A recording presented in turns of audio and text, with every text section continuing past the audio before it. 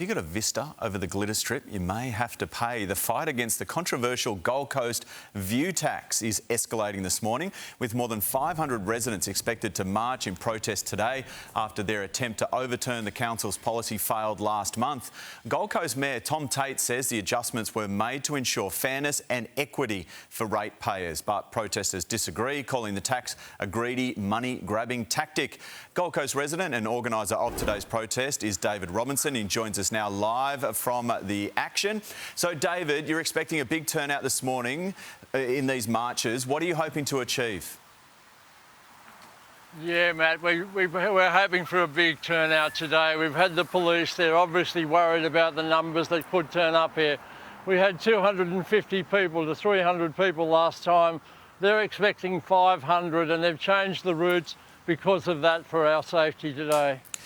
David, some say that if this isn't increased for those with a view, it would be a larger bill for 96% of residents, including those suburban homeowners as well. Is that fair? They've picked on 4% of the population up here. It's a gutless thing to do, especially when you're talking to pensioners that have lived in the building behind me. They've lived here for 30, 40 years. They're not millionaires, as this rotten council will tell you. Tate has told everyone that we live in $15 million mansions. It's just total lies. There's this assumption, isn't there, that does exist, the millionaire lifestyle on the Goldie. If this doesn't work, what's the next step? They'll try to take it up with the Minister, Anne Lay. But to be honest, we have no confidence in this Minister for Local Government. You know, she's in a position by David Crisafulli. She has a history.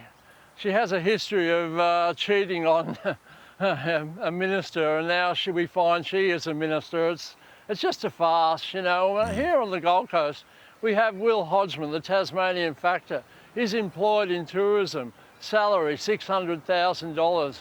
We have Tim Baker, the CEO, salary $700,000. They're all from Tasmania.